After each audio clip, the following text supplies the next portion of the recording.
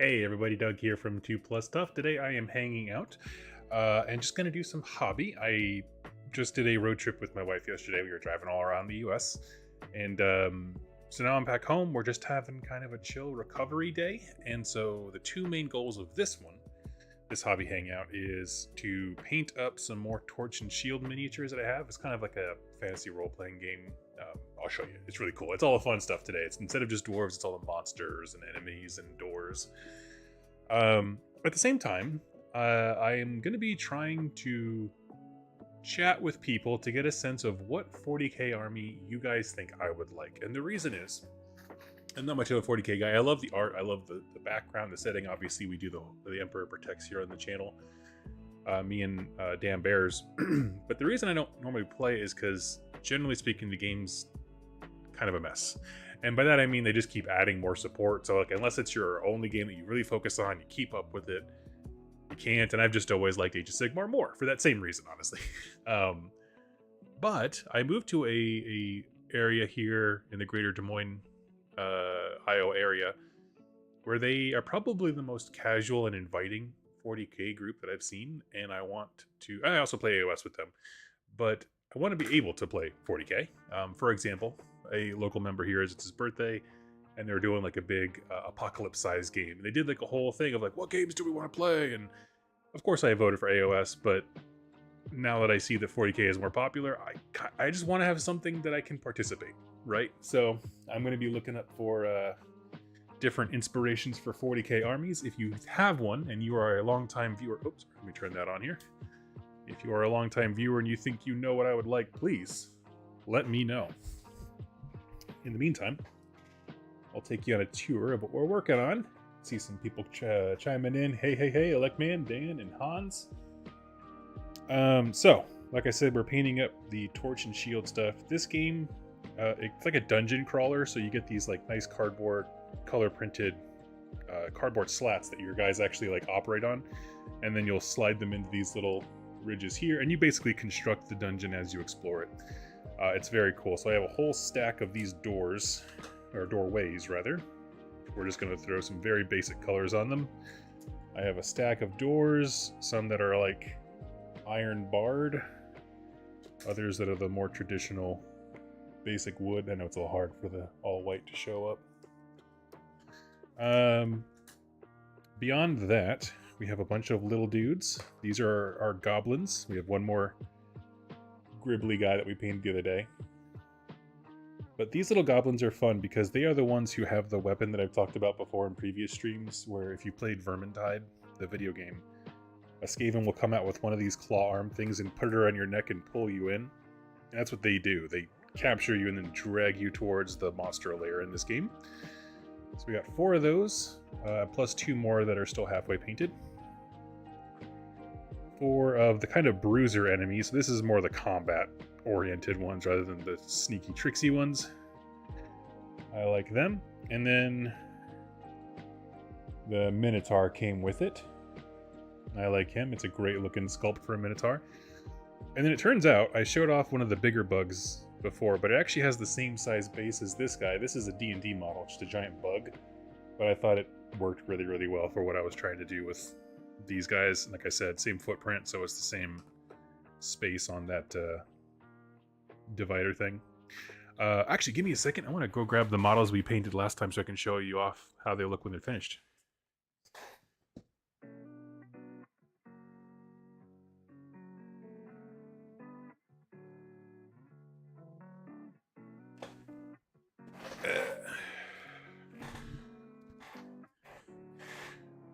Here is the big beastie, the big lair beast. I still want to do some highlights on him. Got that. We have a whole bunch of individual dwarfs, all with different clan colors, and our little gribblies there. So hopefully you see something that sounds interesting. I'll grab my last 2 unpainted guys, and so when these are done, it's all done, which I am excited for.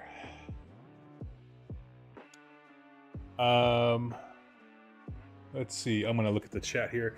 I'm just going to grab all the boring stuff first because this is going to require a lot of time to dry. So I'm just going to throw a big thing of neutral gray on there, start letting it dry, and then we'll wash it and come back with dry brushes. So 2, 4, 6, 8, 10. Okay. We got doors for days, people.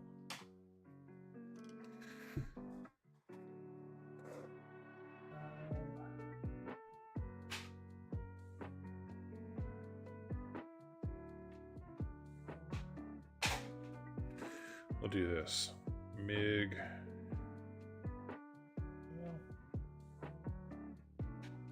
We'll do this one. Mainly, I just want to pick whatever paint I have enough of to do all 10 so I can do them all the same. Let's see. Elecman, World Eaters and Orcs would be good choices for you, since I know you are very simple, run forward and smash things. Fair enough. Yeah, Orcs sound good. In the 40k setting, I'm trying to assemble my Space Wolves army. Nice!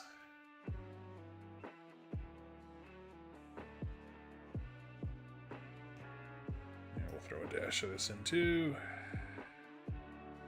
Just because I like how pigmented the acrylic paints are.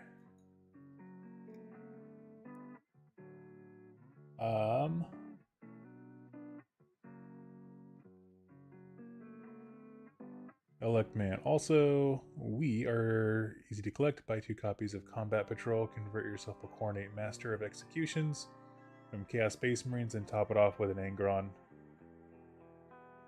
Oh, you mean as far as we, World Eaters. Gotcha, gotcha, gotcha. Took me a second.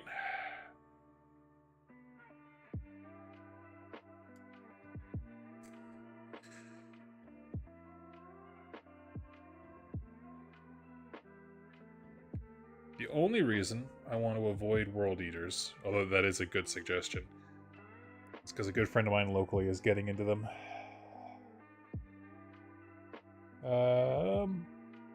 Howdy day, rainy day for me. Only benefit to working outside, so I'm hobbing away. Nice.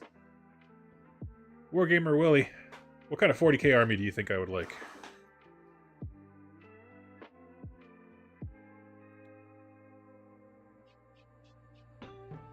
Said we're just trying to slack on a gray. Would have done it with primer if I had thought about it, but I was all out, and I just wanted to get some stuff painted so I could hang out with you fine people. Or primed, rather, so I could hang out with you and paint.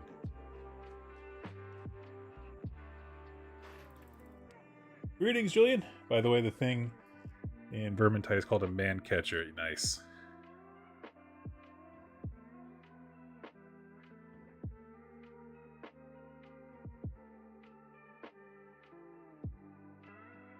Oh yeah, I forgot there was 2 sides.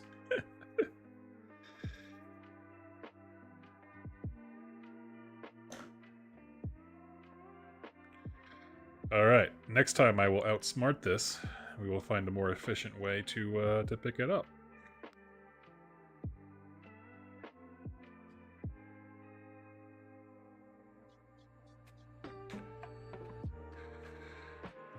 Okay.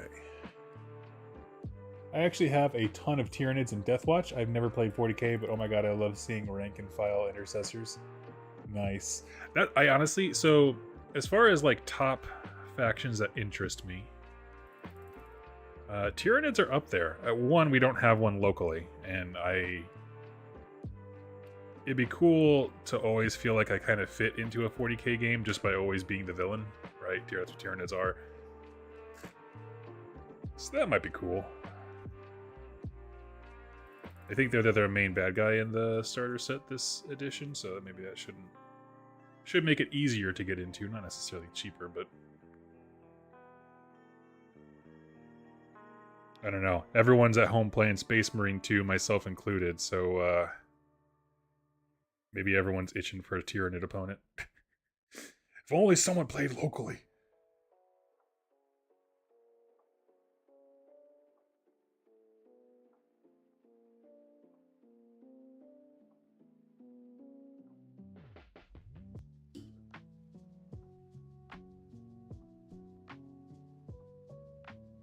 May have bumped my Stormcast point limit to new heights. Someone offered me the Skaven Tide Stormcast for $100. Couldn't say no.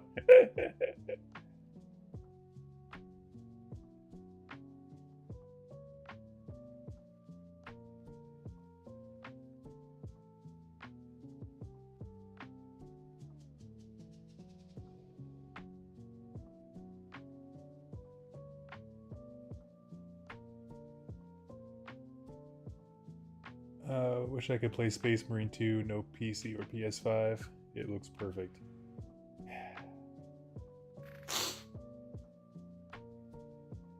They are the main threat. Okay, yeah, I thought they were. For some reason, my brain, every once in a while, still thinks it's the set with the Death Guard. Was that the last one or the one before? How far behind am I? What are the youths playing with now in 40k?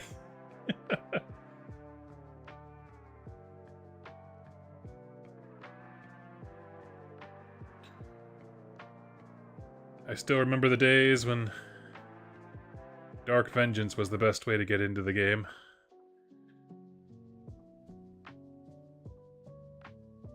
That was 8th edition. Wait, then what was it last time? There was...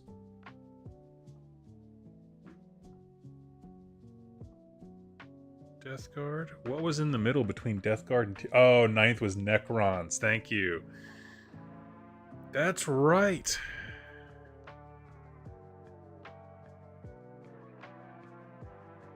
I think... So I've thought about Necrons as a playstyle, and I think that I would like them, but... I'm just not sold on the model range, and that's just...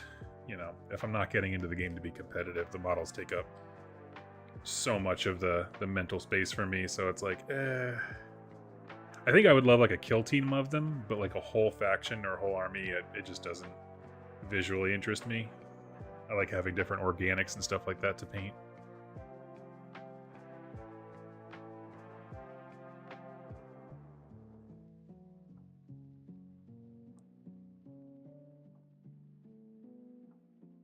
But yes, Doug's non-gamer hot take on Space Marine 2 is that it is fantastic. Everyone should play it, and it's actually not that hard. I was listening to my buddy Dan, who I do the Emperor Protects with. He said he was going to try it eventually and just basically put the difficulty on the lowest setting just to enjoy the story, which is absolutely a super viable way to play that game. I enjoyed the campaign story. Not everyone did. I thoroughly liked it. Love the sets it takes you through. It felt like playing a 40k novel, and in all the right ways. And honestly, I didn't find it that hard once you get used to parries and blocks and whatever like that. You're fine. And then yeah, I don't know. I played it on standard difficulty. That's how I play all video games. Is just boot it up. What did the game designer want when he started this? Okay, cool.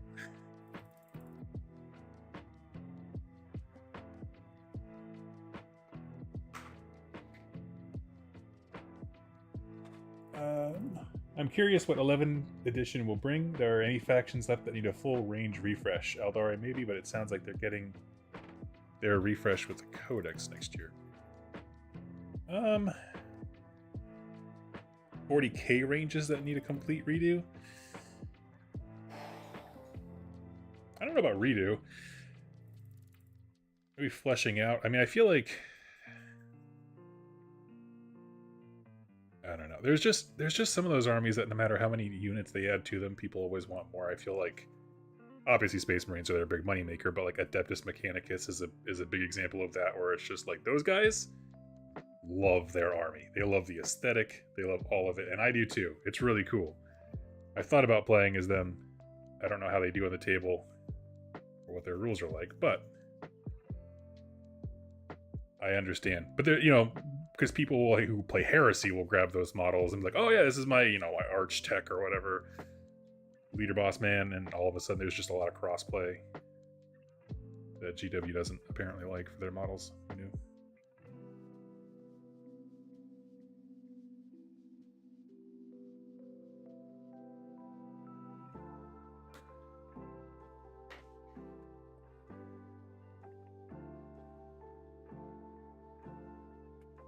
Sounds like they're remaining. Oh, I see what you're saying.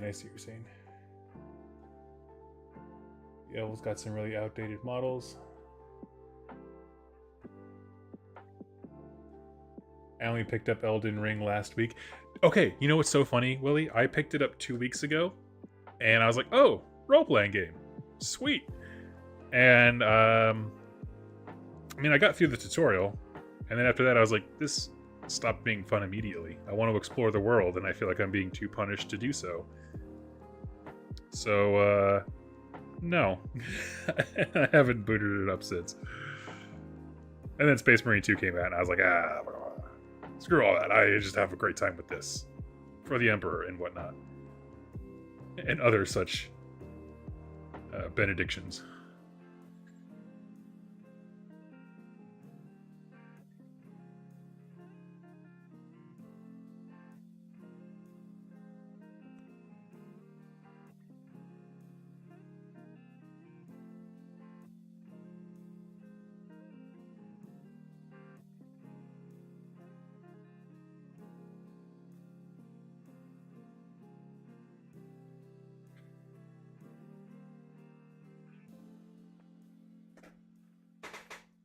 I find the lack of AOS combat reports astonishing and/or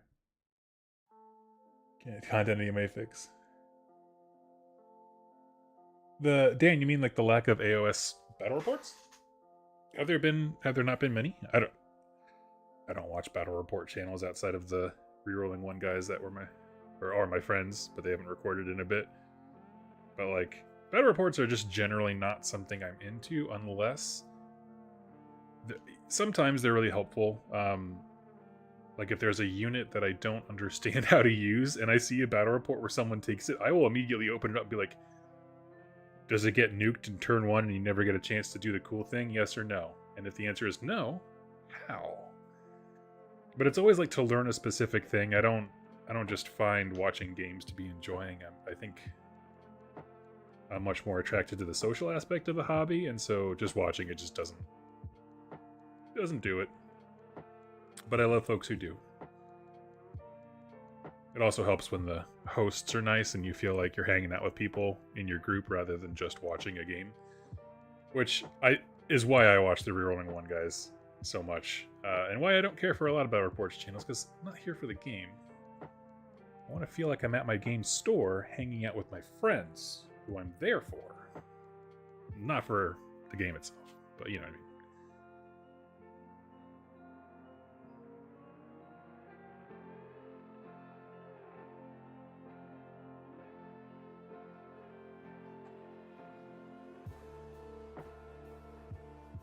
Hello, Sturstrumming. I like watching reports for the same reason you mentioned, watching someone test their pilot in Army. Yeah. I remember I did that a lot back when War Machine and Hordes was at its kind of zenith. I would say like 2013, 2012, something like that. Mini Wargaming was doing a ton of War Machine and Hordes battle reports. And I adored it because so many things in that game. There was a lot of those units I feel are kind of like the named Blight King character from Underworld, which is like you have a spell. How do you deliver that spell? And in that case, it's because there are 2 fat Blight Kings with her that can tank the stuff. So seeing it in action versus the sorcerer by themselves or whatever helps. Like, oh, that's how they're doing it. That's how they're getting X piece to do Y action. Got it. Or how do they space stuff out so that Stormcast Eternal players like Willie can't just deep strike at every direction around you? How do I force Stormcast players to play the same game as me? I will say that was still one of my crowning achievements in Wargaming when I went to that event in Missouri that was held by, oh my gosh, why am I skipping on everyone's name? It's too early for me. I'm so sorry. I took my friend Rob down to Missouri for a GT, and excuse me, I was able to zone out a Stormcast player so that round 3 he realized he had absolutely no way to get on the table and near any objective or unit that mattered, and he just walked in circles around the table, I mean, for maybe 20 minutes. And it was like, there's no place for me. And I went, yeah, bro, I zoned you out. Like, I had my orc army, so I had plenty of units to just throw in every direction. He's like, this never happened. Like, yeah, man. Yeah, bro. That's what you get for not having your rules change over every edition. If you're always deploying 9 inches away, people get real good at avoiding 9 inches.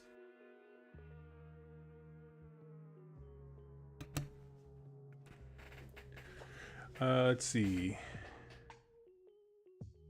Yes, that's why I love Liam Dempsey's battle reports. If you catch the live stream, that's exactly the vibe you get. Oh, it's fantastic. I'll record that. Let me write that down. Is Liam Dempsey, is that AOS or 40K? I'm just curious. It doesn't matter. I'll watch either if it's just a matter of feeling like you're hanging out with someone. Let's see. I need my Ethermatic, whatever. We just got this little guy, and I just literally covered him in contrast Ethermatic blue because, to me, when it comes to these kinds of games, the villains are not the central story. It is always the little dwarf heroes.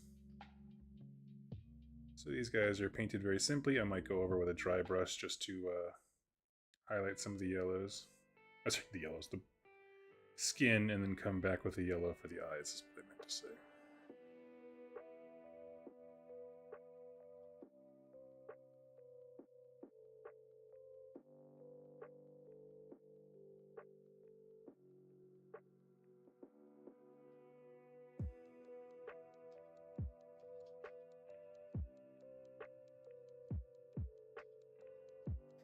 Okay, that's all there was for him. Real simple. Bless you. Thank y'all.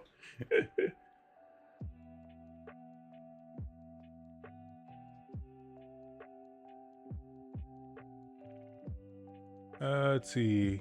Liam does mostly 40k, but he does AOS also. AOS on Tuesday. Okay. He does both, but mostly 40k. And only recently got into AOS. Hey, that's cool. Good to get into at some point.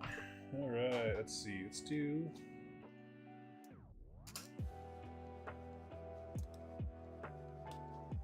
Now I am going to do these all in the most boring, simple, flash in the pan kind of way. Grab.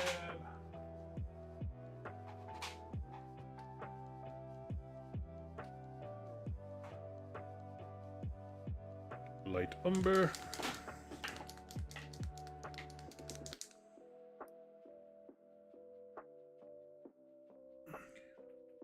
What you painting? Yes, this is terrain for a game, well, and miniatures at the top here, for a game called Torch and Shield. It was produced by Grimscald Games. It actually just went for sale after a crazy successful Kickstarter. And think of it as a dungeon diver version of Mordheim. So the basic premise is that dwarves, traditional fantasy dwarves as we generally know them, I think Tolkien, existed, and they dug too deep and they hit a big pit full of terrible monsters. And when they did so, they got driven from their holds and have since been kind of like refugees. And then they send expeditions into their old homes to try and claim artifacts, weapons, and stuff like that. You take the role of one of these teams, and so it is like Mordheim, but you are exploring a dungeon. Each of these doorways separates parts of it. And it plays like a lot of those classic skirmish games. It's you versus your opponent, but you're both trying to do some, greater objective or whatever on the table at the same time. And light is a factor, meaning you have a timer, because when it gets dark, all these monsters get way better at killing you. And then something on it. Weird. And the way that you use light and stuff like that is just a very fun resource to play around with. There's traps on the ground that you can step on from the previous dwarves who lived there that you don't know. It's quite cool. It's got everything from, pre-made warband, so if you just want to bust it out for game night, you can do that. But you can make your own expedition party. You can play cooperatively or solo. Just a lot of cool stuff. Yes, Torch and Shield by Grimscald Games. Go support them.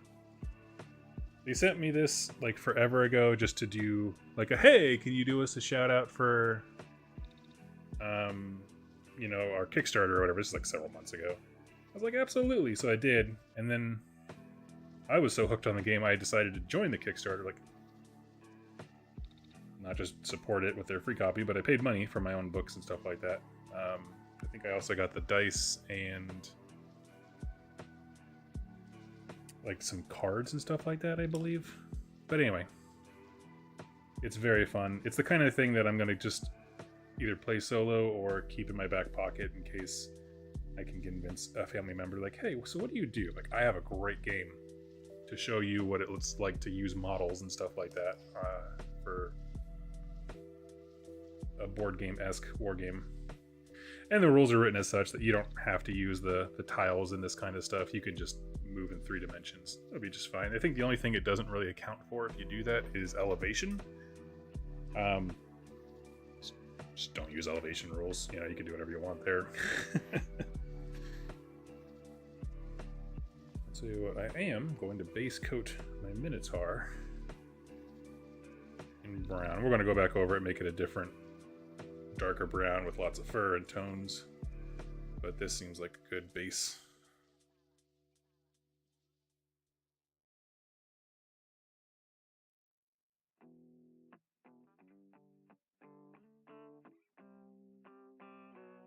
It's a good strong brown.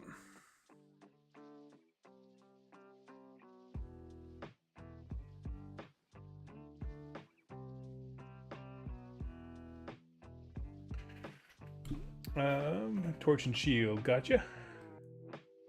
Yes. I believe, if I'm not mistaken, they are based out of Australia. Grimscald Games. Yes, I had offered to them, like, oh, dude, I would love to run this at Adepticon last year. It wasn't, well, the game wasn't quite ready. It would just be like my, you know, previewer copy, and at the same time, it was getting real tight to the threshold to be able to create new events for Adepticon. So I was like, yeah, we'll pass on that. But someday I do want to do it, because this to me would be the perfect event for Adepticon, where, like, you know, you have your big tournament that you choose to do, and then you have your days where you just go and like explore stuff and try new things. This is the perfect, like, go buy a drink, sit down at the table, and just hang out and laugh for a couple hours.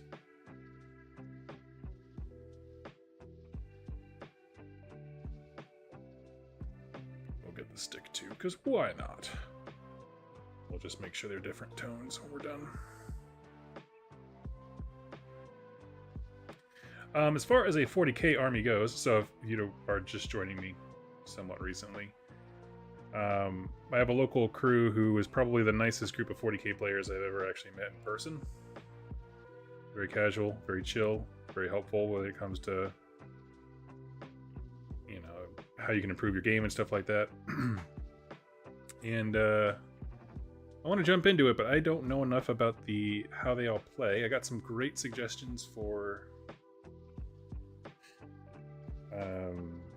orcs and world eaters. World eaters are a little off the table for me because a good friend is doing those and I don't want to copy up. But orcs are always on the menu, because why would you want to live in a world where they're not? Does anyone else have any suggestions? I have been considering Tyranids because I like the idea of always being invited to parties just to be the villain.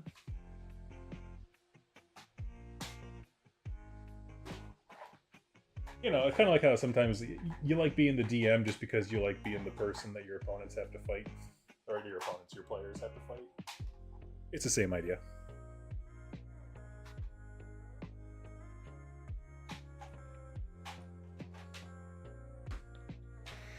Got my little goblin guys here, and we're just going to throw our skin colors on him. As always, it would be a 2+ stream if someone didn't point out how wonderful the music is. Aw, thank you. Thank you. So when I added my last point, Liam Dempsey is all about casually actively avoiding competitive choices, making lists that are fun, flavored, and prone to one-sided blowouts. Fantastic. If you want other recommendations, what are your thoughts on horde armies and finesse armies?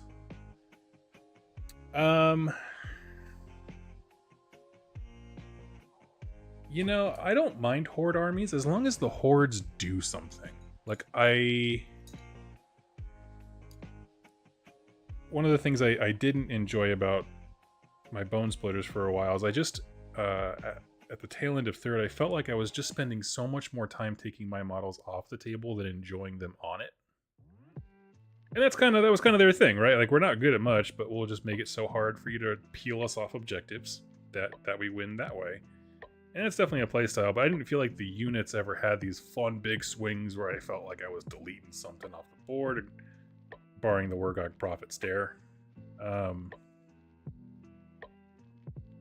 So, you know, if it's a big horde that, like, does mortal wounds out the nose and makes your opponent weep and cry for their mother, we could talk about a horde army. But otherwise, I'm like, I like a mix of basic dudes with some big pieces kind of thrown in.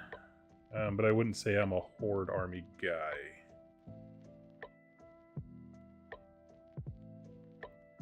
I don't like numbers for the sake of numbers. Some of that. I think that's fair.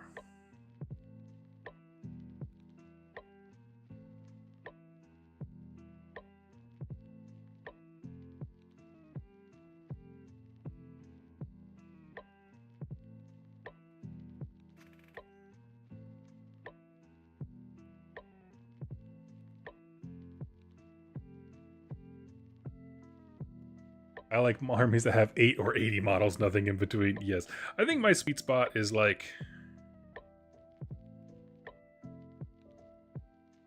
maybe 40 to 60, right? And that's a couple good fat blocks. With a few big things kind of mixed in, right? If we're counting, for example, like, I don't know, a Space Marine tank is one model, technically, right? Yeah, I think 50-60, it's about right. For me, sort of a mid-ranged army. My old War Machine and Hordes army was 35 models, and I was like, this is awesome. But I've come around. I've come around to bigger numbers since then, since jumping into the GW sphere.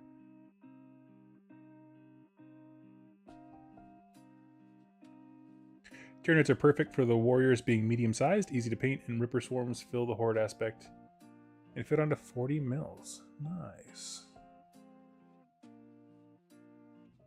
Nice. So yeah, so I was thinking about Tyranids with an emphasis on warriors, and then, I mean, maybe like a unit or a couple units here and there of the little guys, Hormigons, Termagants, to go capture objectives. I'm fine with that. I just don't want, like, one unit of 40 models and it takes me 20 minutes to move them across the table. My opponent's bored. That's when I think about horde armies, that's typically where it goes, even though I know it's not the way it has to be. It just, I get self-conscious and I'm like, they're probably just staring at me thinking I'm taking freaking forever.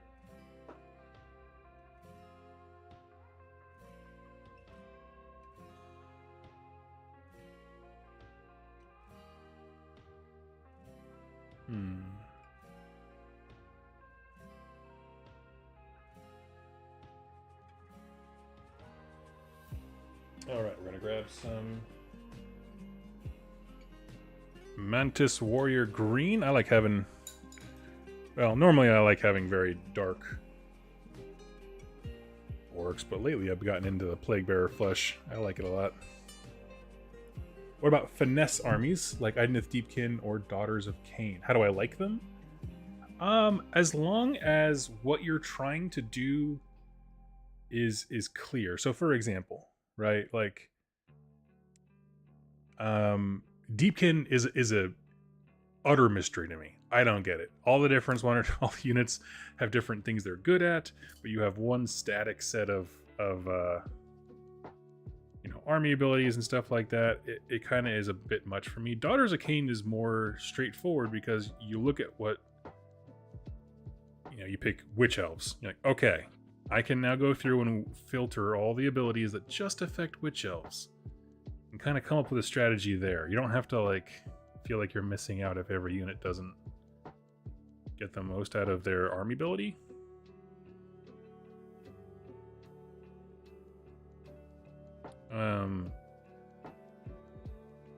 So I'll probably say I'll stay away from finesse armies unless they have a an option to just kind of lean into one synergy and just go forward and smash something. But in general, I'd avoid them.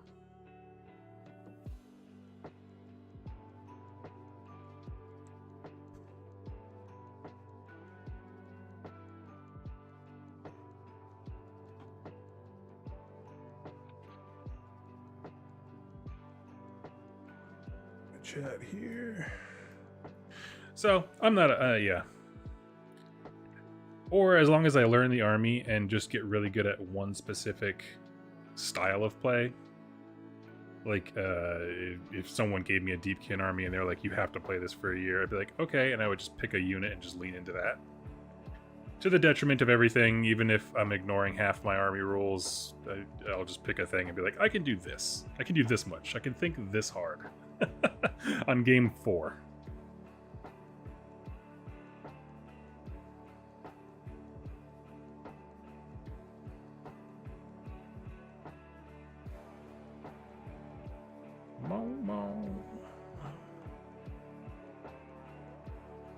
That would probably be me. I'm trying to think of other aspects from AOS armies that I like.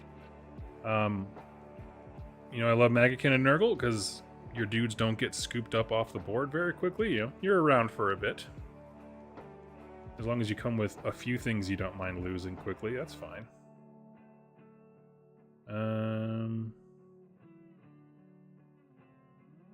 I don't know how techie they are in terms of complicated rules or whatever, but I think they're pretty nice.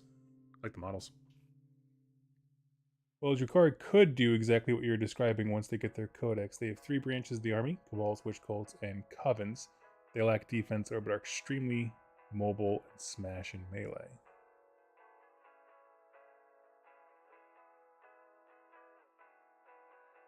I'm with Sir Stroming Fish here. Just grab a bunch of turtles for the DK. It's interesting you mentioned the Dark Eldar. That is still one of my only armies that I ever had that I regret getting rid of because I had to sell it when I lost my job in Seattle. Can you still, in the current edition, do the thing where you load up a team of heavy weapon dudes, put them in a Venom, and then the Venom is like a 65-point kill car? Like a go-kart from Mario Kart, just loaded with guns. I might be here for that.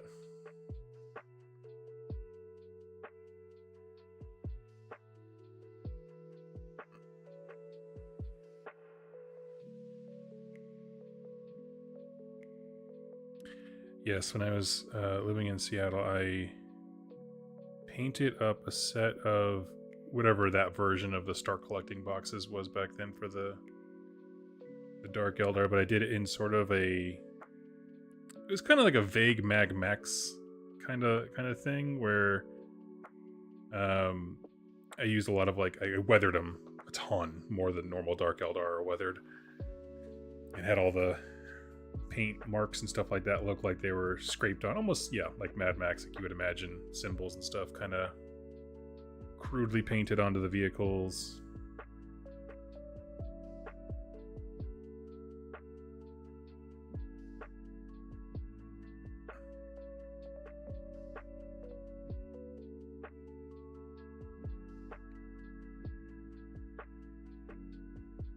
If you like Maggotkin, you will like the Death Guard in 40k. Okay.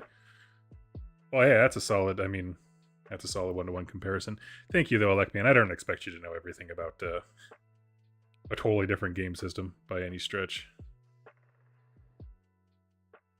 Just the brief moment that I had that army, that was a thing that I could do. Like, we were all learning. I think at that point it would have been probably 9th edition.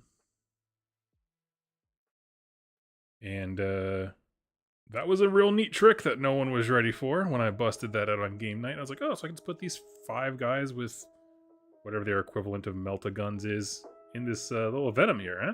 This little Venom that moves so fast you can't get it, huh? Neat. Oh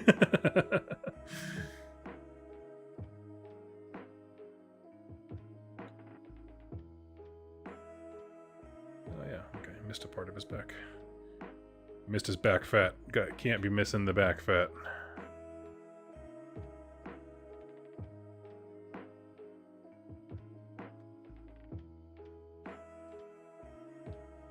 Pick a color and make an army of Terminators.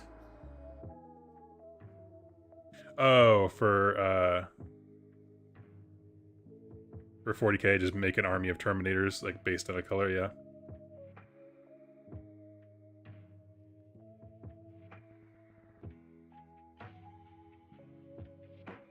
Darkland. That sounds very familiar. Although Darkland sounds like a Last Cannon equivalent. But it's something like that, right? It's whatever, they have their own. Every 40k army uses the same arsenal in the Grimdark Future. They just have a different trademark name. It's like GW trademarking the name of their paints because you can't mark the color. You can just, yeah, this is Mephiston Red. I dare you to call your paint Mephiston Red.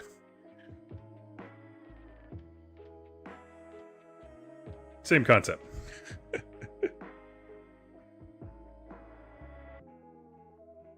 How did you guys discover Meltagun technology? Never heard of a Meltagun.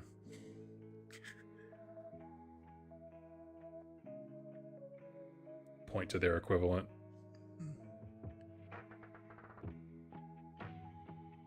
Death Guard might vibe with you, but their current mechanics aren't about defense, they're more about debuffs. They're not the sit on the point and never die army you'd want them to be. You know, I did a quick glance on Wahapedia to get a sense of what they are like, and I saw that they have that like big debuff bubble. I'm torn on that one. Thematically, I understand it.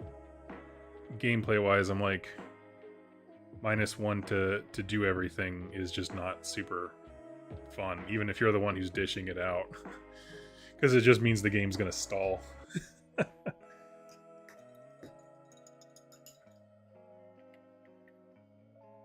Aw, 45 months. Thank you so much, Willie.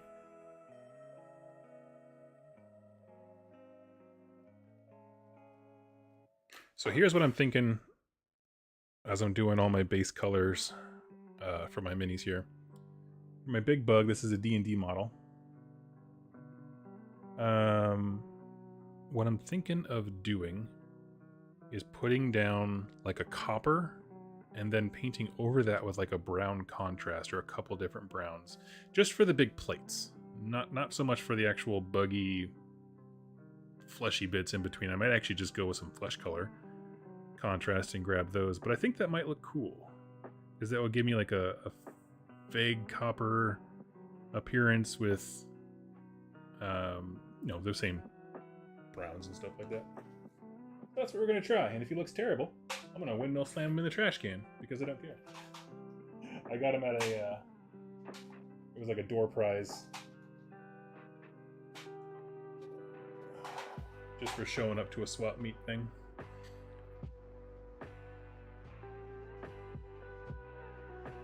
I can give you a rough overview of an army's playstyle, but unless it's Thousand Sons, Space Marines, or Necrons, yeah.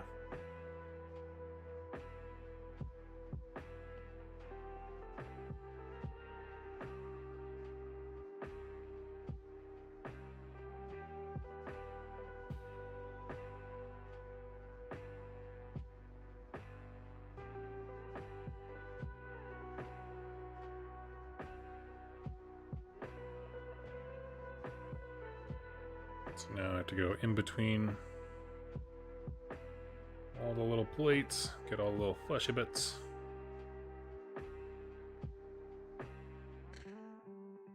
It's a cool looking Umber Hulk though. Yeah, he's cool. I mean, I like him. He's been sitting in my chest for like well over a year until I could find some place to use him.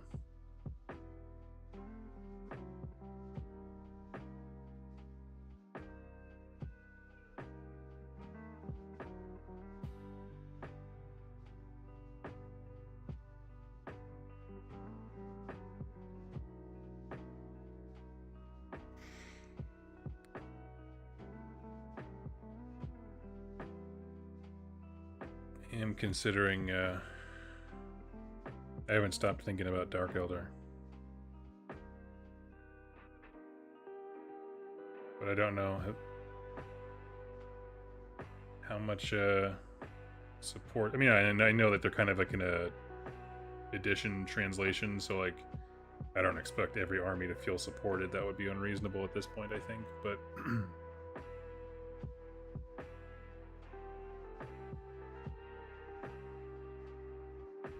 curious as to how their community kind of perceives GW support. That's always an interesting thing, right? Not is the army getting new releases or whatever. How does the army's players feel supported?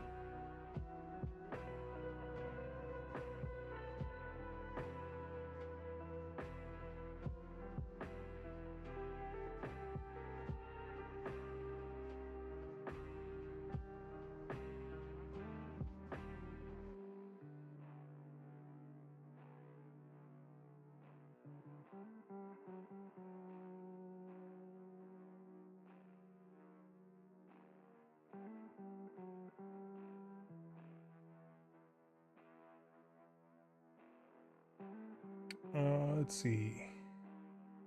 If you ask me, an army you like the look of can tell you about it. Other than Blood Angels, I'm tapped on ideas for the time being. Other than Blood Angels.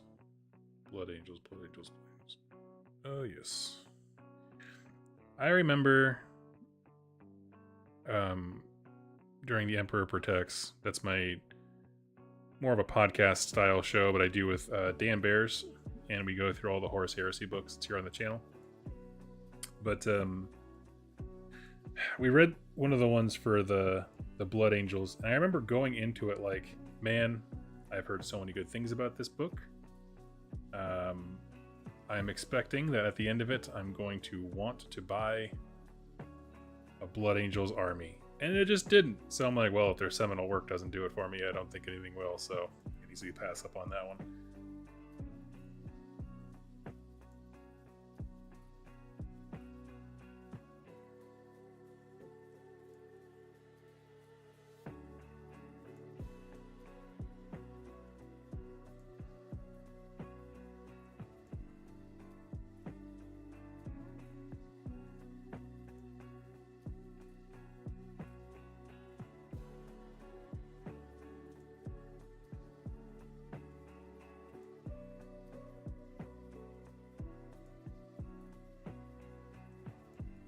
I guess when I think about doing a Space Marine army, or even a Chaos Space Marine army, right? I really got to get into the figure at the top. And I'm really not a fan of Gilliman. Although I do think he's interesting. But, I don't know. A lot of them I'm just like, that guy sounds kind of crummy. Like, not in like an interesting internal tension kind of way. In like a, how are you a leader of men kind of way.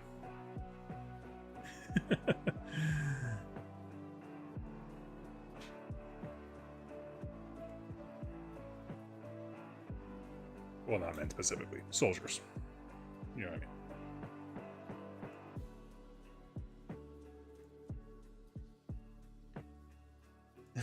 I thought you'd like the Red Marines run forward army.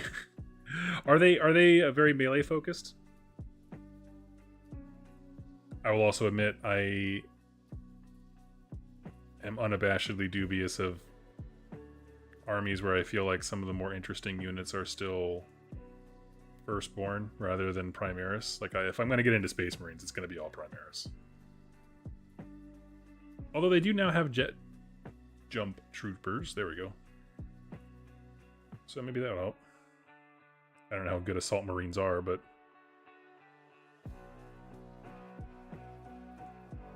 I like them, so that's usually an indicator that they're probably not very good on the table. It's a good rule to go by.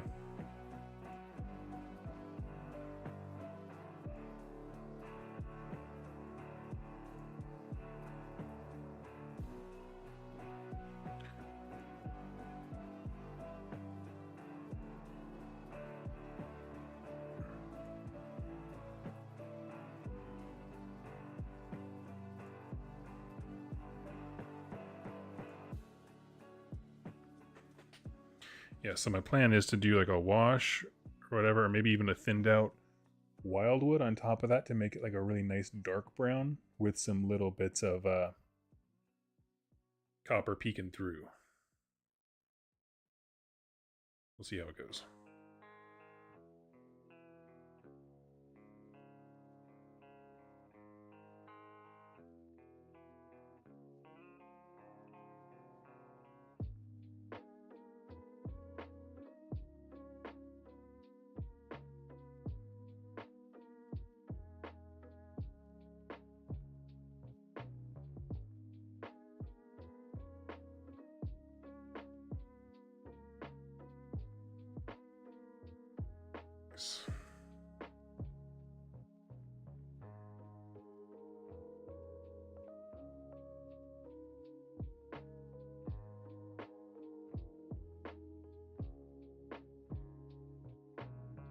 Go.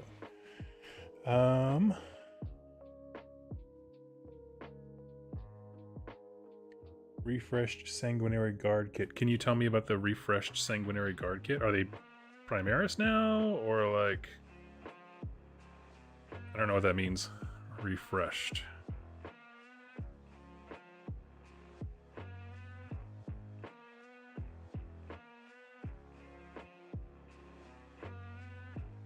I mean, I won't lie. You're making him sound cooler and cooler as you go.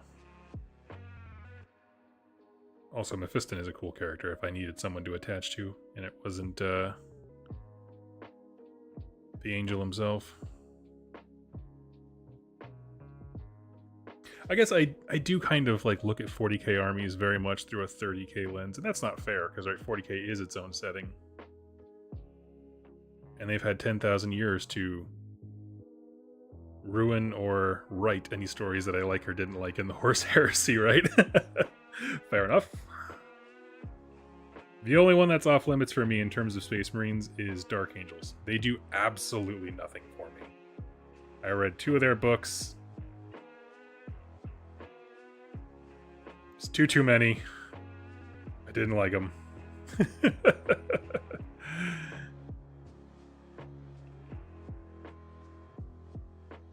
It was probably the most actively repulsed I have been from the 40k universe. It was like, ugh.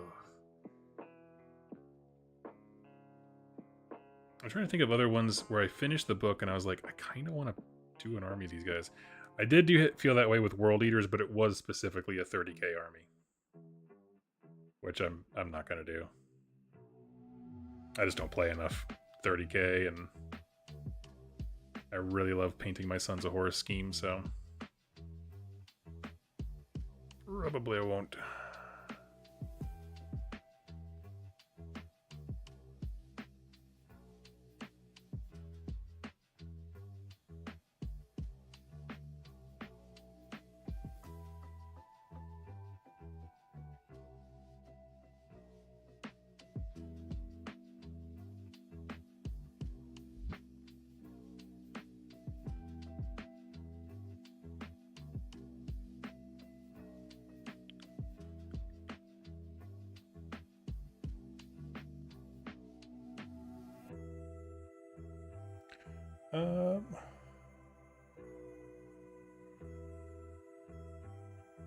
Didn't they get rid of or highly stylized the wings?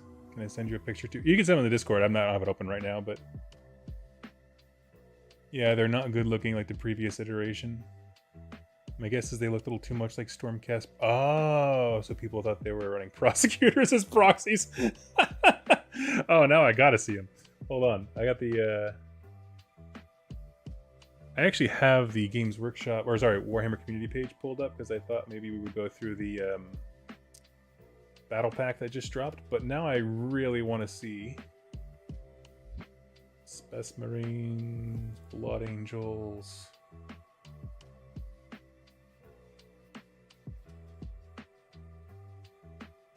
Hold on a second. I'm just going to shop Sanguinary Guard because there's too many units that cross over.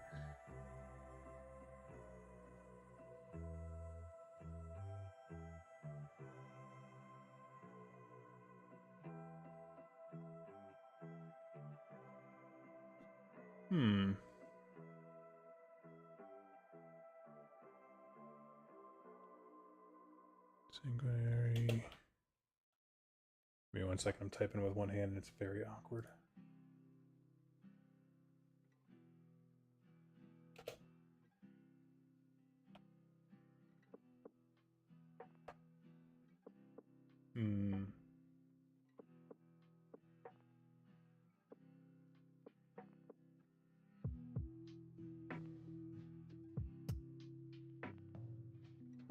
Oh, is it these guys here, the big ones? There's a prosecutor, and on the left is sanguinary guard. Is that what these guys are?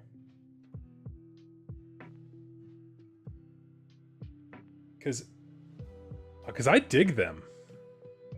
I will not lie. Here, I mean, I'll go back to this. I'll open up Discord. Thank you so much, Alec, man. My opinion, any Stormcast is better than... What song is this? This is Something in the Way. Something in the way.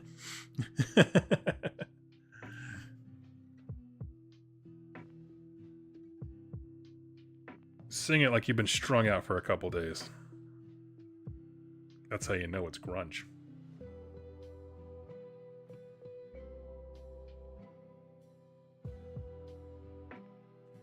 Yes, in case anyone's curious, this playlist that I always have going it's 90s grunge but lo-fi. It's on Spotify. Highly recommend. It's the perfect amount of beats that just kind of help me focus.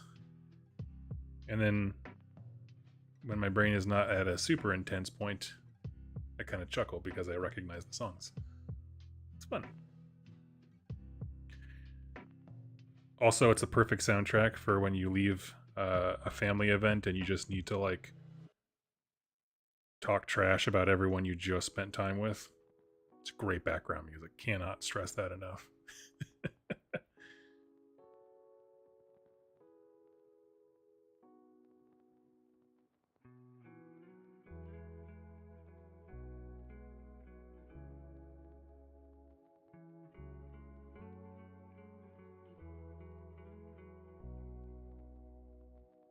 Okay. This needs to dry for a bit. But yes, my idea, I'm going to try it out after this, but the idea was to do some browns. We'll see how it goes. And then probably like a black for these little bits here, and then the teeth itself. Okay. Those are the new ones. I like it. I won't lie to you. Let me pull up the pic here. Okay, you sent the old and the new ones. I'm going to open up just the pic of the new ones here. I dig it. Are they a 3-man unit, really? Yeah, it looks like it. You know, first of all, I'm a sucker for jump jet infantry. Alec, man, you might... Ah, man. Do you want to paint Blood Angels? Let me ask locally if we have a Blood Angels player. And yes, you sent me a picture of the old ones. So I had a unit of these, and I really did like them in the game. I thoroughly enjoyed the wings. They're now a 3-man unit instead of a 5. That's so interesting. I wonder... I don't expect you to know this, but I wonder if that's kind of like the move for a lot of like Guardian units. Like if you have a unit, a hero attached or something like that, they're like 3-man, so you can have them fit in a 5 capacity Rhino thing with a couple heroes. So, red. Well, thank you for showing me. I appreciate it. And the doors are like 99% dry, so we're gonna flip them. Again, we're knocking out terrain at the same time as a bunch of minis.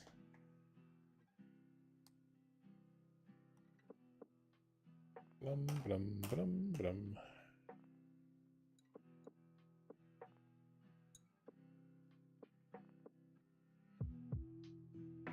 Then you'll love Blood Angels. They're all about jump packs. Okay, okay.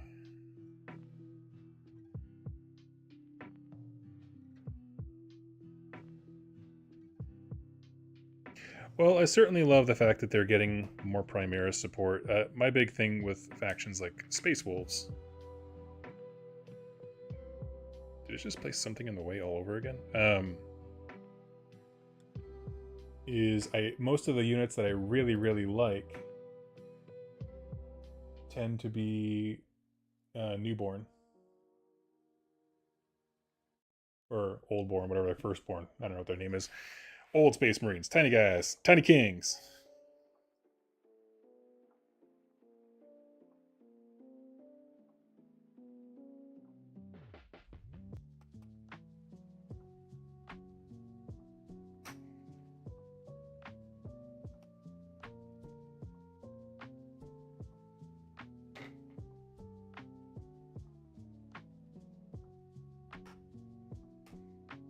We're just getting some base browns on there so we can get this sucker painted better later.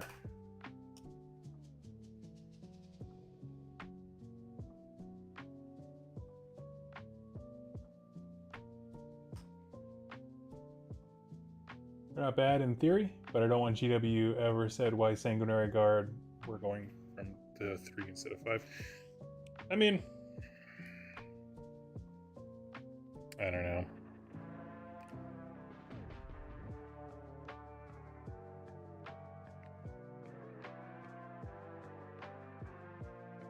Maybe Primaris ones are just harder to come by.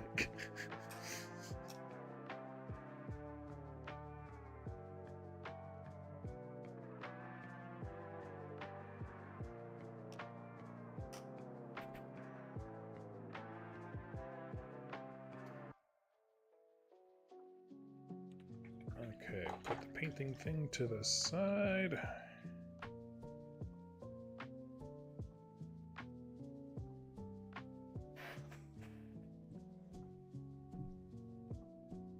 Good highlight for Steel Legion Drab. Oh, I'm looking at my paints right now. I love Talar and Sand. Actually, I have Steel Legion Drab. Hold on.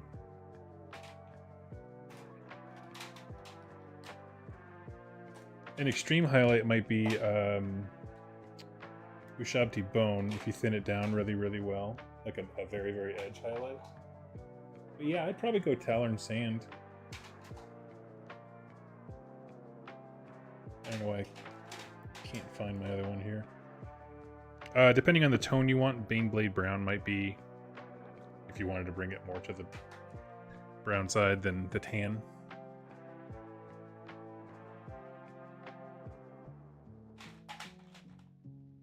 I am looking.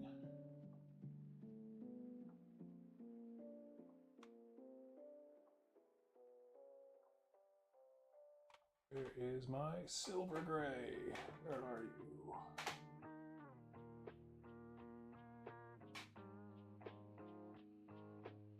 Gray, silver gray. Here we go. And I'm just gonna dry brush a bunch of rocks right now, real quick. Now I want walls.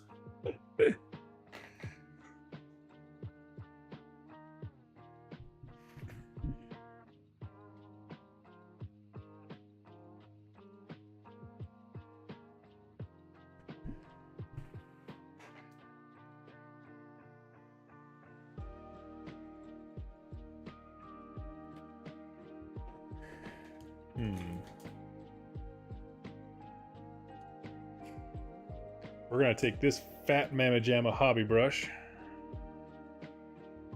We're gonna dry brush and paint like we're 3 years old.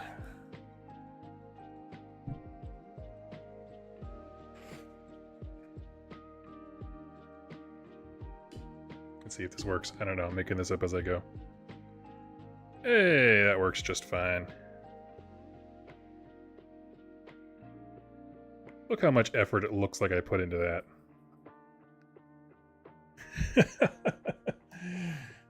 That's the key.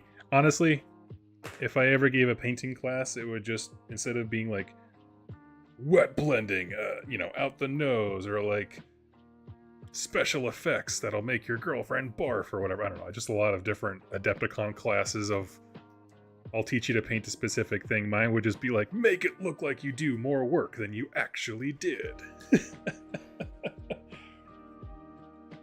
Hi, I'm Doug Griggs with 2 Plus Tough, and in the corporate world, I learned that the minimum viable product is all you need. So how do we get there as quickly as possible?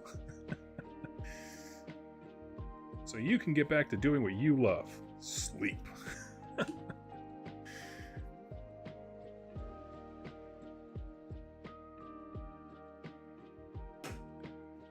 Someone will ask, oh, is this a class on speed painting?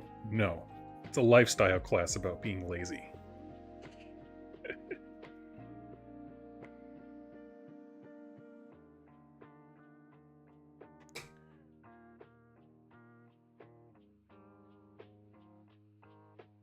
Come see Doug for other helpful tips, like, hey, who needs an airbrush when you've recently repainted your house? Use that one.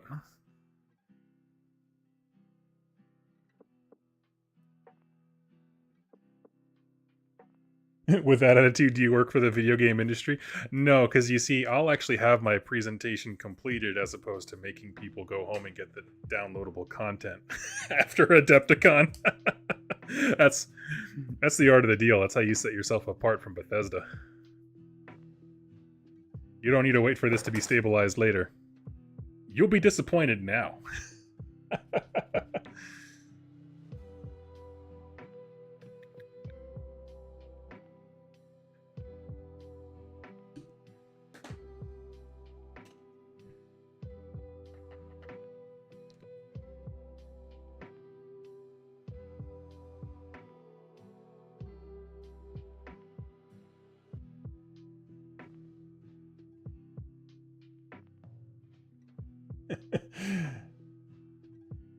There's definitely something in the way the song keeps playing, exactly.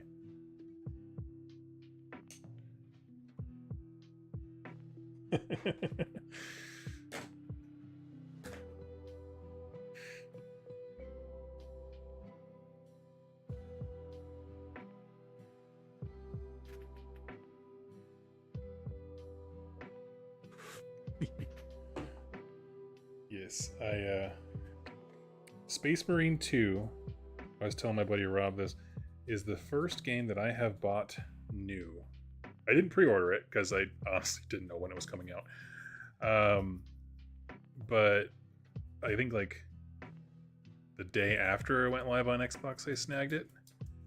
And normally, you know, when it comes to most games like Cyberpunk or any Bethesda game, I let the game come out, I let all the bad reviews crash the game, and then I catch it on the apology tour halfway throughout the next year when it's on Steam sale for, you know, a third of what it originally released for. And then I'll hop on and then I'll find the group on Community Online and be like, oh wow, this game's actually awesome. But, yeah, nah.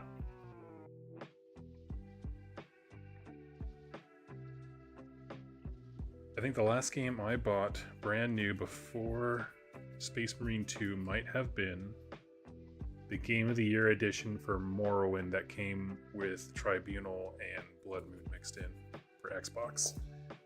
Way back in the day. You know, the worst console to play that entire game on.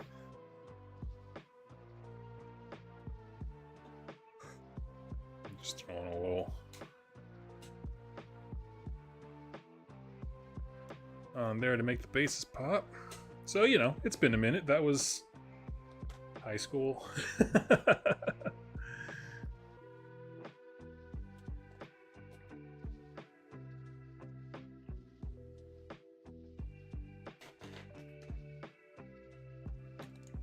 That's cool. With this done, mostly done. I'm gonna wait for the doors to finish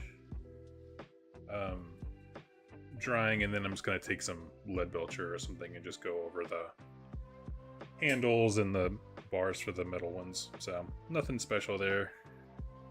Honestly, I like when terrain looks a little bit boring and somewhat drab because it makes the models pop, which in my opinion should always kind of be the focus.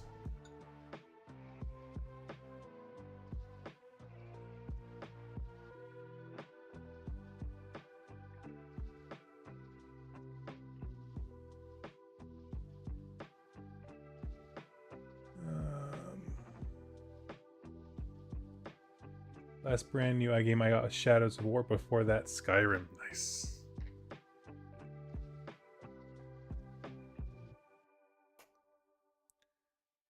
Very cool. Mana like that. We'll check it out. I'll see if we have like, 12 very active Blood Angels players, I might dissuade myself.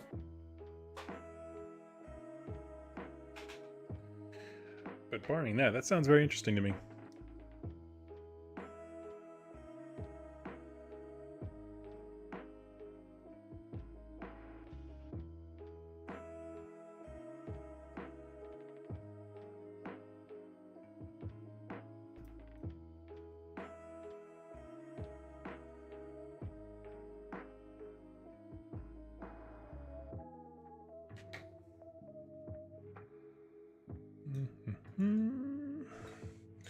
One sec here, just grabbing this together.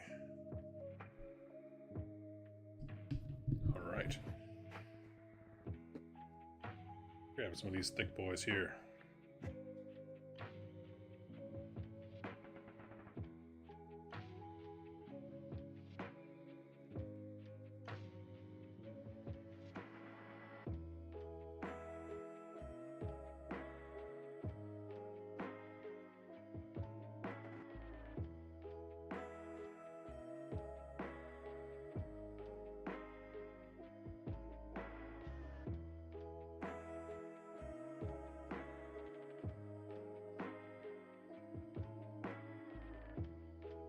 It also helps that any kind of Space Marine tends to be the cheapest type of thing to get into.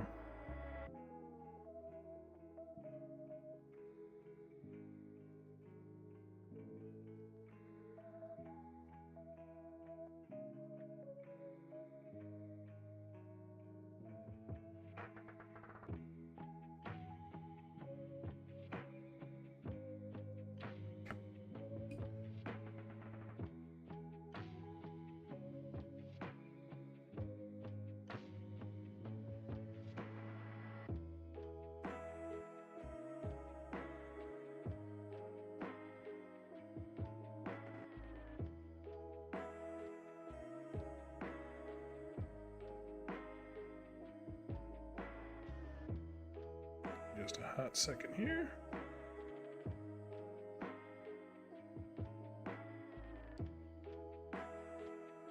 It's wild. I picked up Shadow of War on PlayStation Store along with all the DLC for $15 Canadian week before getting Elden Ring. That's funny. I still haven't played Shadow of War.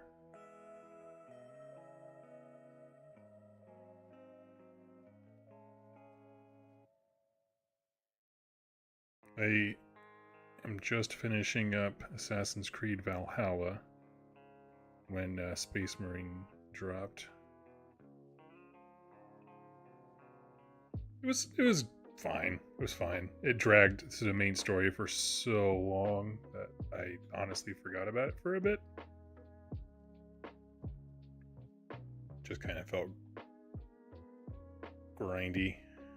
I was like, well, it just felt like they had a world for me to explore, but not a story to tell, which is fine, but then having to funnel you down the story every once in a while becomes annoying at that point, right?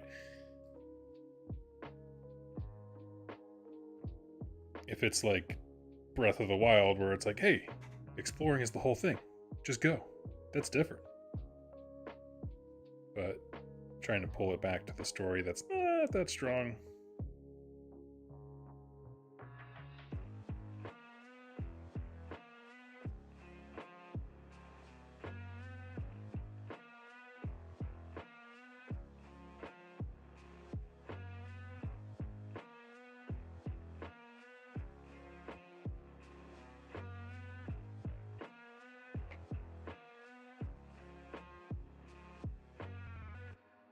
My game portfolio recently blew up. That's funny. I'm not much of a gamer. Like, I'm certainly not someone who goes out and gets like, up to date with the latest games and game trends rather. And I tend to like finding one or two games and then just really exploring them to death.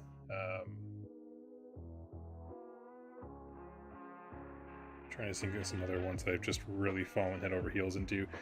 the Zelda games for a while, Breath of the Wild and Tears of the Kingdom. I lost myself a little bit into those.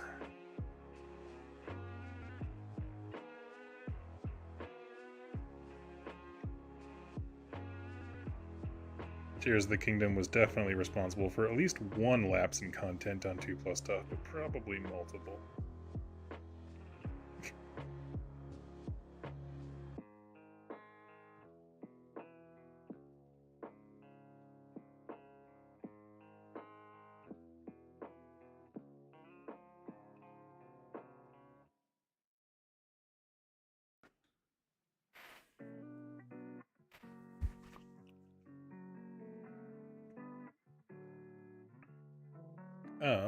One thing we can talk about while we're all just here chatting, getting back to 40k stuff later, they put out the latest changes to AOS. So these are things that are like Q&A style, frequently asked questions, clarifications, and a few modifications. And there's a whole little diatribe there about their ethos for game balance. And it's like, hey, cut us some slack. There's a lot of units in this game. Which, you know, always a strong note to start on. But I was reading through, and my Flesh Eater courts are almost entirely unaffected. Which I am super fine with, because still getting a handle on them anyway. But my Khorne army went down significantly because there was just a lot of savings to the mortal side of Khorne stuff. And so I'm going to leave this here for just a hot second and just ask, have any of you guys checked this out? How do you feel about how your army ended up? I don't normally care too much about points and stuff. If you know me, that's just not my jam. But I focus on this one very closely because it is the first, and so, you know, it's one of those passes where the most glaringly obvious things about the game are going to get addressed. So they took their first shot at addressing the endless spells with the purple sun, fix some wording on all-out defense so that now you can use it on shooting attacks, which is, I feel like it was always supposed to, but they just never got into it. As far as this article goes, I love the fact that they just made these nice big bullet points that were just game-wide. Here's a change to Honor Guard abilities. Now, Honor Guard abilities, you pick a unit from your general's detachment or whatever. You say, like, these guys are really great against monsters, and they get +1 rend to whatever keyword you chose, in this case monsters. They clarified it to where you have to be in 12 inches, so the idea was people were filling their regiment stuff with guns, and then the guns could shoot across the board with all those bonuses, and it was kind of gross. We don't have a ton of shooting in my local area. We have a lot of Chaos players, and really only one Skaven player that I've seen, and so shooting just isn't as much of a problem, but I could see absolutely the right factions with the right guns, that being a problem. I recently played against Skaven, and I didn't notice it because it was just warp lightning cannons, and they don't care about rent, so he wasn't trying to gain anything from that. He was just, my guy likes warp lightning cannons. Now I've only played a limited number of 4th edition games, so I don't have, like, you know, critical analysis to throw out there, but I will say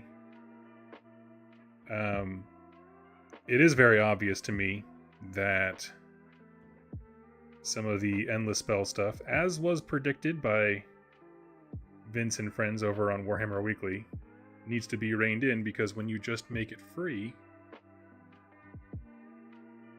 you can, I don't know, it's everywhere. It's ubiquitous. they say they're trying to balance all these different armies, but then you created a set of rules that works across any of them, so you have to be mindful of how effective each endless spell lore is in every faction, which is like, that's going backwards. So I don't care. I'm also not someone who's like super into endless spells, like as a concept. Like I like it thematically of just magic going wild, but when it comes to like having to actually do it on the table, I tend to not really care. I'm not sure they nerfed manifestations hard enough. We'll see. You know, honestly, I'm fine with that. I'm fine with them taking incremental changes.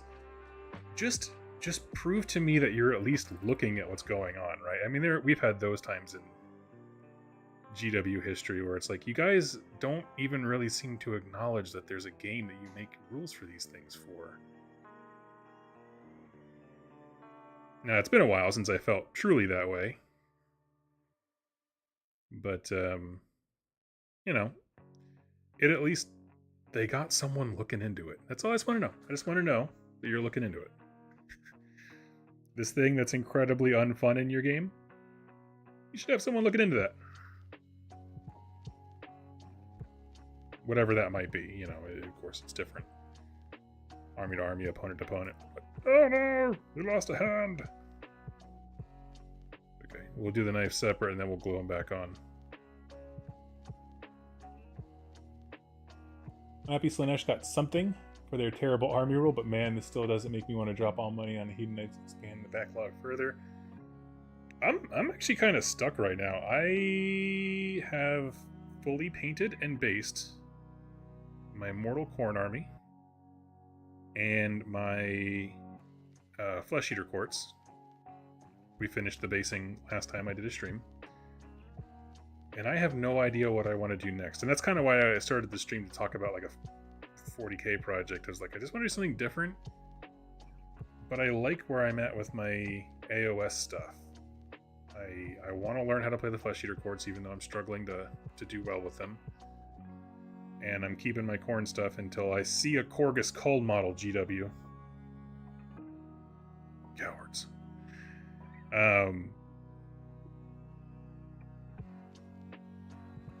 Yeah, we'll see. I was like, man, I could sell off one of those armies and get myself a 40k thing. I was like, nah, it's rather than just wheeling and dealing. Let's think about it. Think about getting something we like.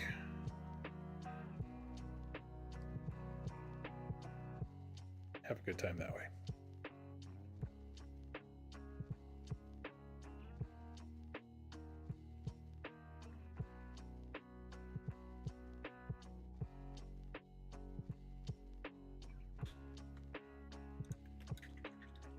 I don't like the Warp Lightning Cannon went down in points. That shouldn't be a thing, especially if you can give all-out attack. But maybe that's just the Stormcast player and me talking. How do I feel about the Warp Lightning Cannon? I don't think I had any complaints about it. Even playing against it, I don't think anything really came to mind.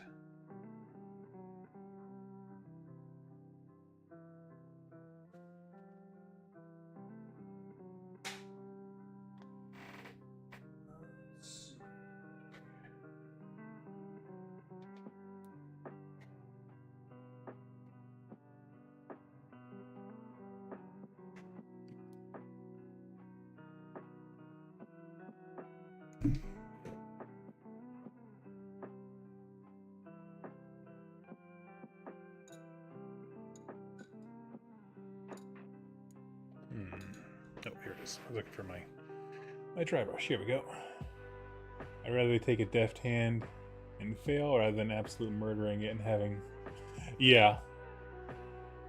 So instead of like overcorrecting and all of a sudden you have this thing that's just not fun right now until the pendulum swings back the other way.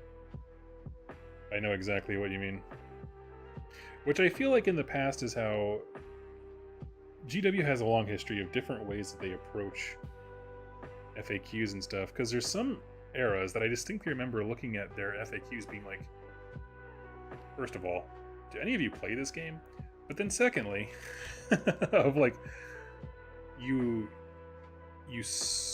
nerf the issue, whatever the issue might be, in more than one ways, and that's typically where they get into a lot of trouble. Which is, let's say magic, too many magic users. Maybe they'll put like 3 different solutions in play that individually would have all micro knockdown effect to change how magic is used.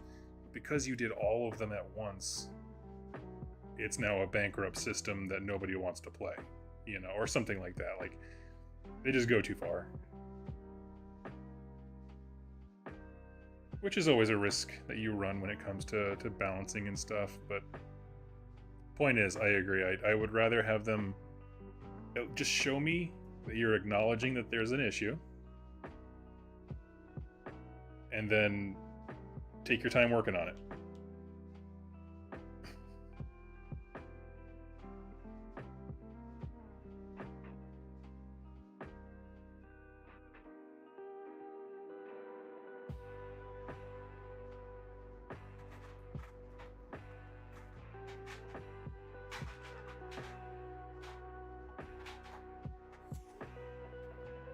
But sometimes they move so slow they don't resolve a problem.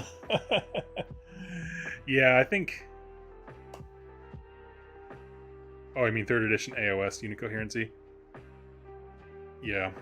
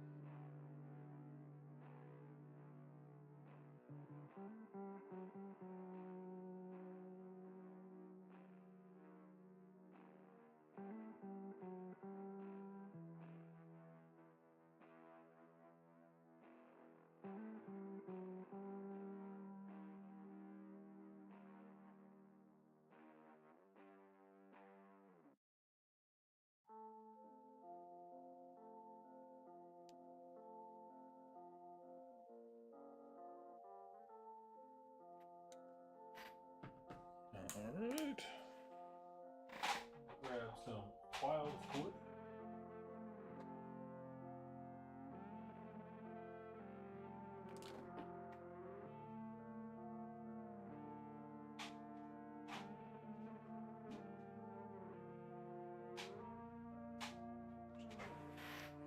Do some Gorgrunta fur. I like Gorgrunta. I like the little red dash of red in that's in Gorgrunta, so let's do that.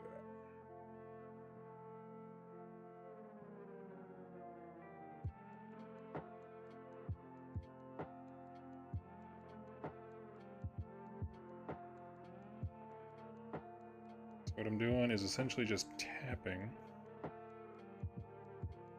the Gorgrunta fur onto the brown that's already there. Only where I see fur.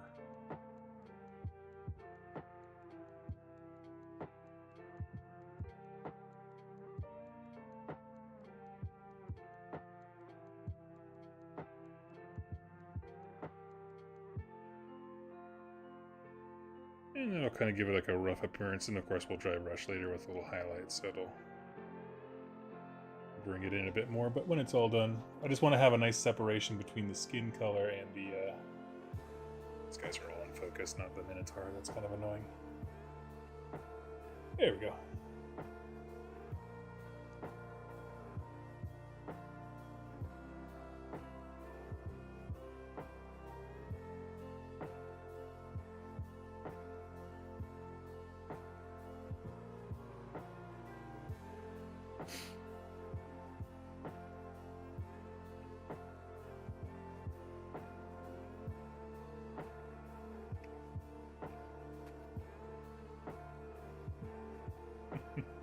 Basically, yes.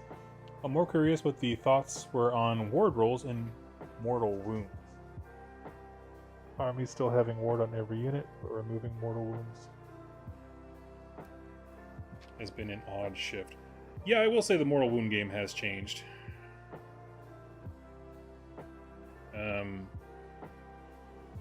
I will say it definitely feels more like old AOS in terms of I feel like there was a.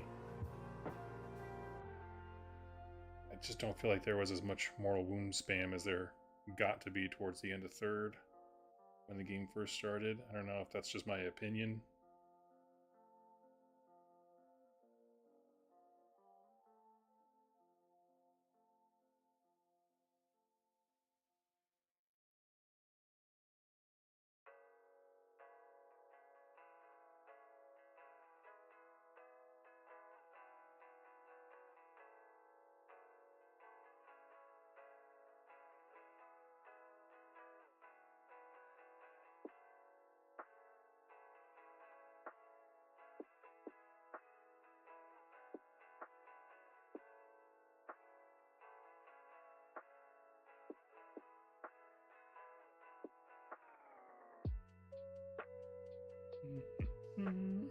Sorry, it's so quiet. Getting really into painting this guy's goat legs.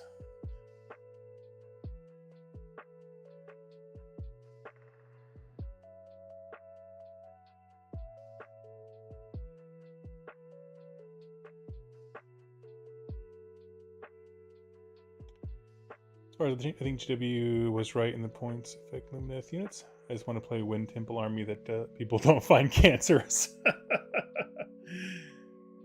There's the immortal problem, isn't it?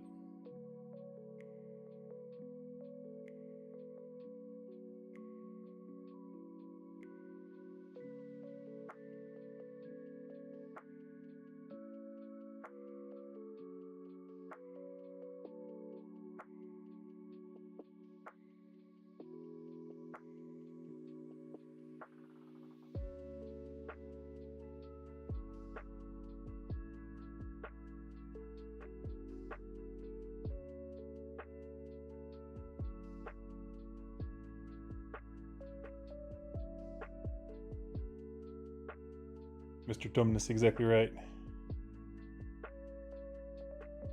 For a minute there, I thought Beastmen were given new models too soon. Not for me.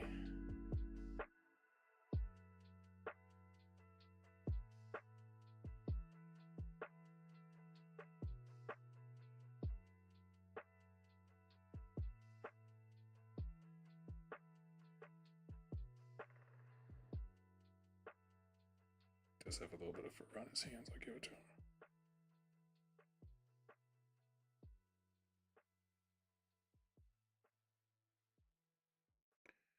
There we go. Just grab the tail. And I think once we add the other colors, like his tabard, the horns, and there's like these little metal rings around him, I think it'll really pop. I got a good feeling about that.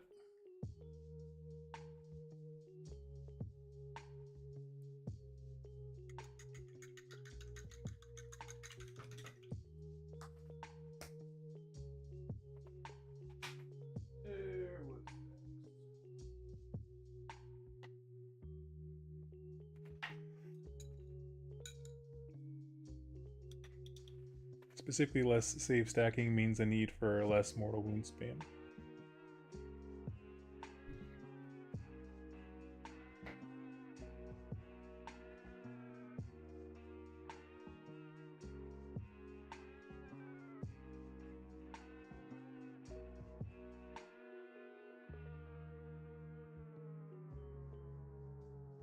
I tend to enjoy my games to be very, very brutal, where units are making an impact and then dying very quickly. Like a game where both sides just lose a bunch of dudes is always just, to me, the most dramatic and the most fun.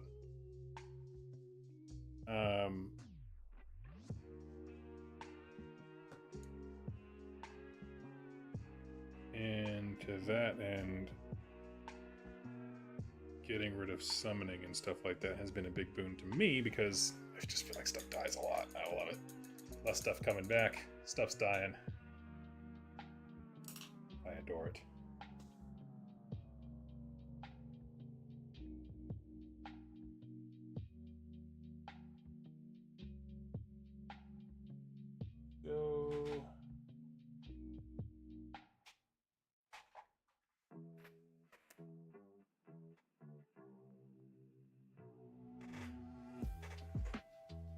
I think Trogs could have gone up a bit more in points. 10 per unit isn't nearly enough to kill Trog spam lists. You know, I'm okay with them having their day in the sun.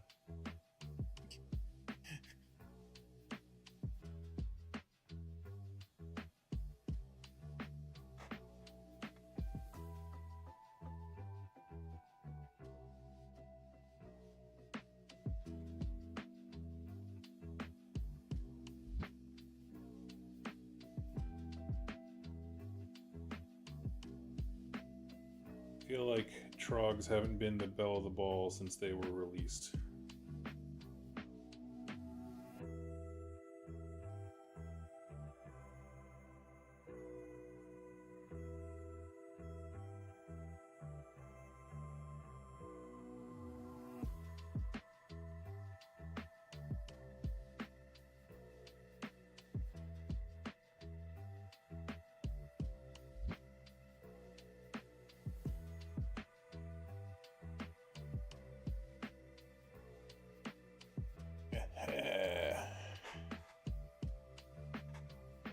Didn't they replace summoning with selective recursion effects?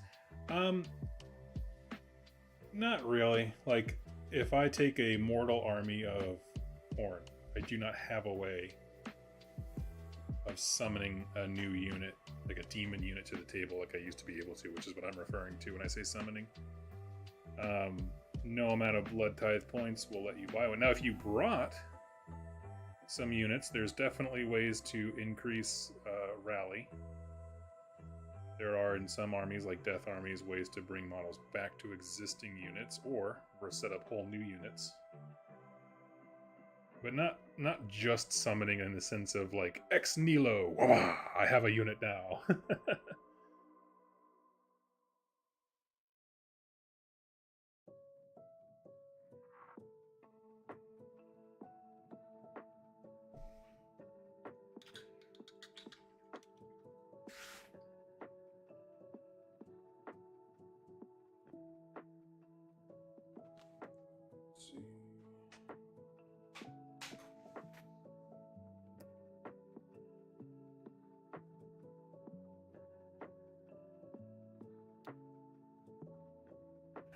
Recursion of Forp is better than uninteractive piling up points just to bring more points on the board. I would agree. I definitely, when it comes to the types of recursion that have existed in AOS overall, I will say my favorite has always consistently been Flesh Eater Courts and stuff like them. So that includes also like Beasts of Chaos, where if a unit dies, you get it back, but you get it back at half strength, and it has to be like at a certain place, right? Like edge of table edge, more than 6 inches away from anything else, 9 inches from an enemy, whatever how they're measuring in that particular edition. But I've always loved those things that are like, set the unit that you already had back up, make it a little weaker, and really the problem at that point for your opponent is units popping up where they shouldn't be, right? You're not really gaining much because those units are trash and they just got knocked down to half strength.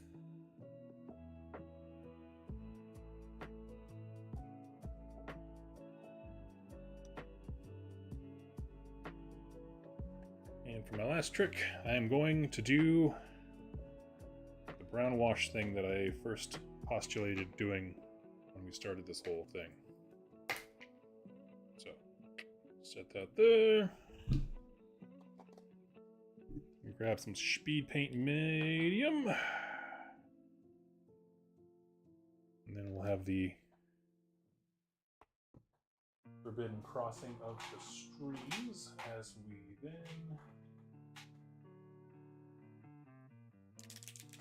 douse in, let's see. I'm going to make this up as I go, but I'm going to say it as if I know what I... So we got a whole bunch of medium. We're going to throw 2 things of Sagor Brown. We're going to throw 1 thing of Gore Grunter Fur. Mix that all up. See what it looks like color-wise. Still real dark. Again, I kind of just want to cover the copper. I don't want to necessarily like erase it from the universe. I want to have a kind of a glaze.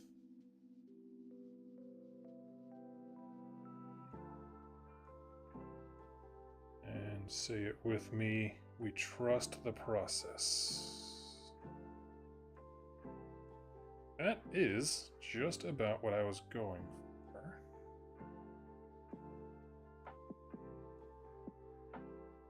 I think I wanted a little bit more brown than that, but I can always do multiple layers.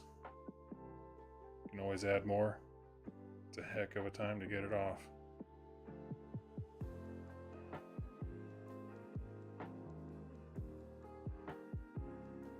But yes, this is essentially what I was looking for, except maybe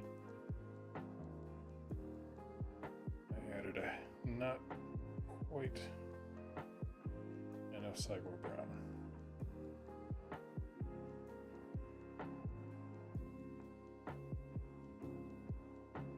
But it is basically, the box art has this kind of like somewhat coppery, organic looking vibe to them. I think maybe they had a bit more of the red in there, but I like this guy. He's coming along.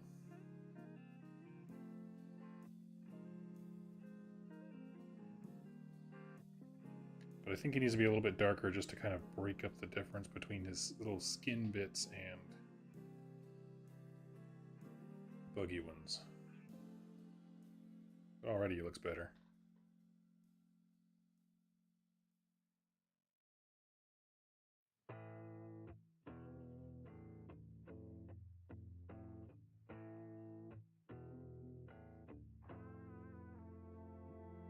I'm trying to play devil's advocate to identify the why of what makes recursion better than summoning, even if they're similar mechanics on paper. What makes recursion better than summoning? I don't know, to be honest with you. I don't really know.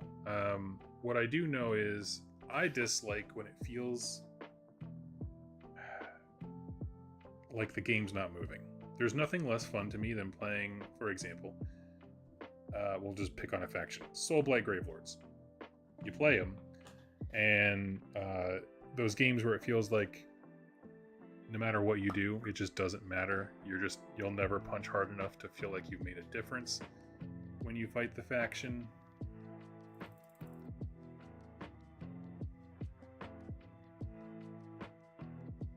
So what I'm doing right now is going straight from the pot, and now I am blending the Sagor in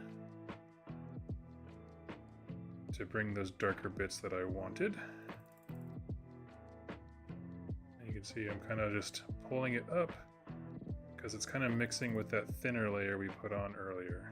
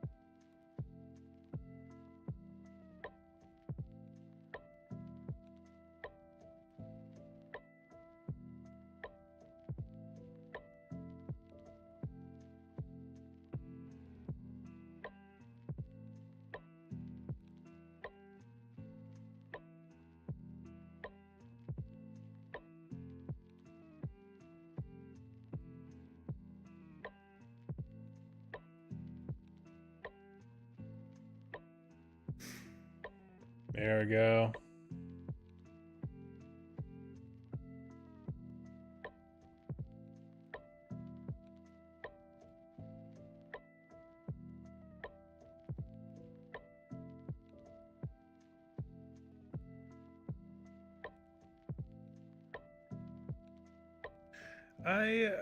As far as like what makes one better than the other,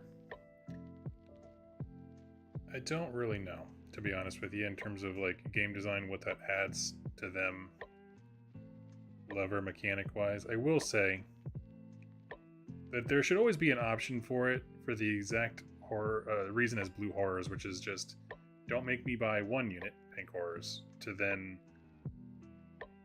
make me feel like I'm missing out on the game if I don't have a bunch of other stuff standing by just in case. And so my feeling with that is like, you know, if I had my same Mortal Corn list and I didn't own demon models to summon, I'm still paying for points for things that I'm not using. And so that's a bummer. I understand that feel bad aspect to it. Or not feel bad, just like feel like you're not able to do what the book wants you to do, right? Because you don't have all the extra stuff.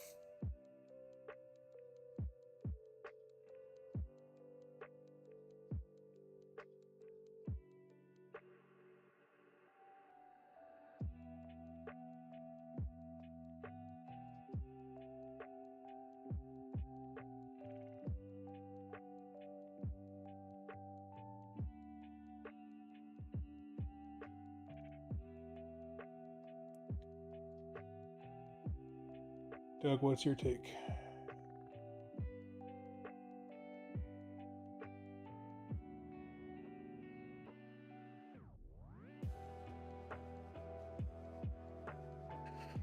I'm torn. Because on one hand, I don't typically play armies with summoning. I never really did. Like, I have my Flesh Eater cords that can bring back a recycled unit.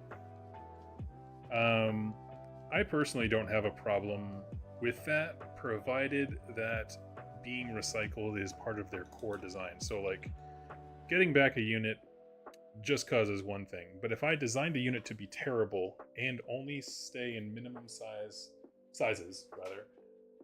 to ensure that when it does come back, it still is terrible, that's one thing.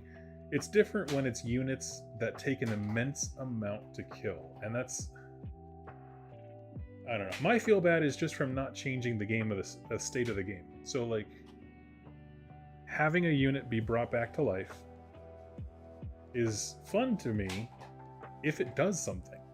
If all it has to do is sit on an objective and play whack-a-mole, you know, for your opponent, that's fine. It just doesn't appeal to me. Or if they jump into combat and they're too chunky to be fun fighting. I don't know. Both of them have a lot of potential for feel bads. I guess I just don't. Resurrecting things has always just been so ubiquitous to fantasy and fantasy games that I've just always kind of assumed it's a thing you can't mess with, which is not true. All game design can be messed with. It's just,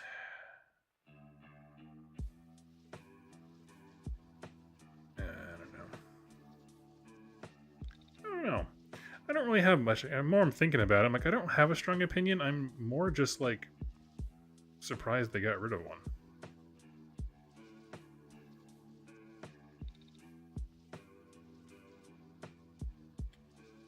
Kneecap the splitting rule on horrors, so you're better off taking petty vengeance every time. That's funny. You have a lovely day. You and your families as well. Oh, thank you so much.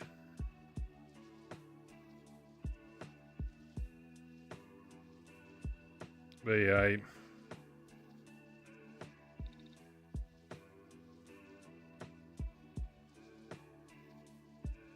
don't know. It's tough. Typically, I play armies where I have a lot of expendable troops, but they don't come back. And the last two games I played with my Flesh Eater cords, I forgot that I can bring units back.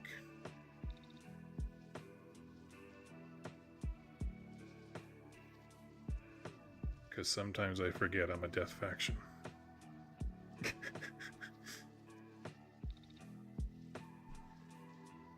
I'm just playing to the lore, you know? No one's dead. They're not dead. They're alive. They're fine. Alright, friends. I think I'm going to wrap it up there. We made some great flipping progress. We got just about, well, I'm calling most of these things done. They are as done as I plan on getting them. Doorway's done. The doors themselves just need a little extra touching up, maybe a wash. And then we did a bunch of work putting down some base colors for stuff. I got to play around with this guy.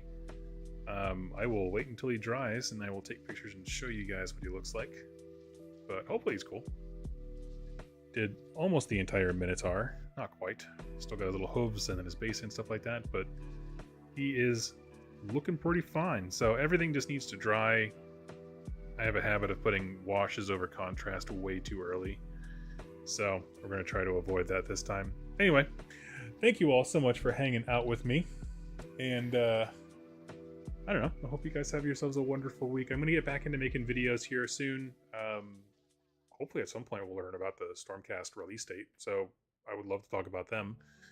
And hopefully get some new lore regarding the Ruination Chamber. I always want to say the Clusian Chamber, but I'm wrong about that. But anyway, thank you all so much for hanging out with me, and I will catch you next time, hopefully with my next army project, so a 40k one, or just expanding something from my Flesh Eater Quartz or Corn. So let me know what you think I should do, and I will chat with you guys very soon.